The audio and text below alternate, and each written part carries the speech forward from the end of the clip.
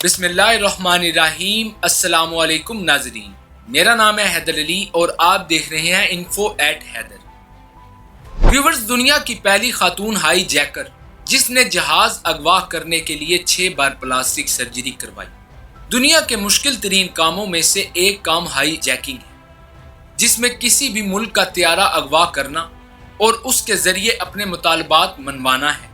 High jacking جیسے جرم میں اول تو کسی خاتون کا ملوث ہونا ہی حیرت کی بات ہے، لیکن کسی نوجوان لڑکی کا جہاز ہائی جیک کرنا، پھر پلاسٹک سرجری سے اپنی شکل تبدیل کرنا اور ایک بار پھر ہائی جیکنگ کرنا، یہ تو یقیناً ایسی حیران کن کہانی ہے جو فلمی لگتی ہے۔ لیکن دنیا میں یہ واحد مثال فلسطینی خاتون لیلا خالد کی ہے، جس نے ایک نہیں 2 بار جہاز ہائی جیک کر لیا تھا۔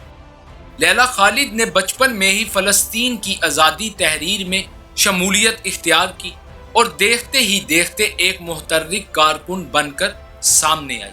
لیلا خالد اور اس کے ساتھیوں نے 1968 اور 1971 کے درمیانی عرصے میں 4 جہاز اغوا کیے۔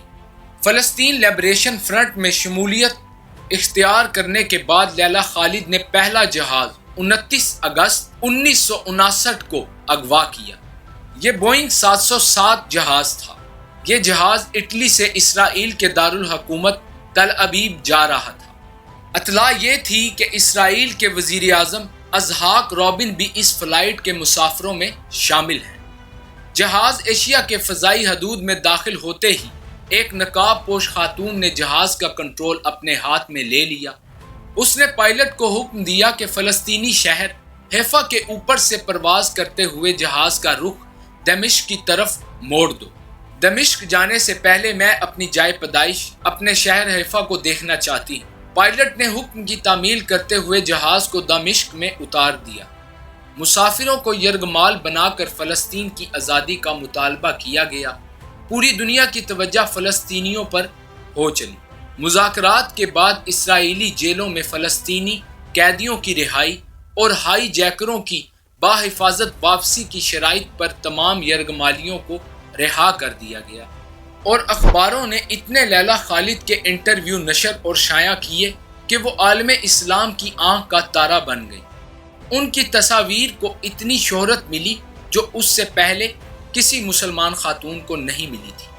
مقبولیت کا حال یہ تھا کہ یورپ میں رہنے والی لڑکیوں نے اس کے اسٹائل کو بالوں سے لے کر سکارف اور لیلا جو انگوٹھی پہنا کرتی تھی سب کو اپنایا۔ اس کے ہاتھ میں ایک انگوٹھی ہوا کرتی تھی جس میں کوئی پتھر نہیں بلکہ گولی جڑی ہوئی تھی۔ پہلی بار ہائی جیکنگ کے بعد اس نے اوپر تلے 6 بار پلاسٹک سرجری کروائی اور اپنی صورت مکمل طور پر تبدیل کر دی۔ اگلے ہی سال 6 ستمبر 1970 کو اس نے اپنے ایک ساتھی کے ساتھ مل کر ایسٹروڈیم سے نیو یارک جانے والی پرواز کو ہائی جیک کرنے کی کوشش کی، لیکن بدقسمتی سے کوشش ناکام رہی۔ لیلا کے ساتھی کو گولی مار کر ہلاک کر دیا گیا جبکہ اسے گرفتار کر لیا گیا۔ ویورز، 1 مہینہ بھی نہیں گزرا تھا کہ فلسطینی جانبازوں نے ایک اور طیارہ اغوا کیا، مسافروں کو یرغمال بنایا، مذاکرات کی میز پر لیلا خالد کی رہائی کا مطالبہ کیا۔ یوں لیلا خالد کو قید سے رہائی ملی۔ اپنی ایک کتاب مائی پیپل شیل لائیو میں انہوں نے اپنی کہانی لکھی ہے۔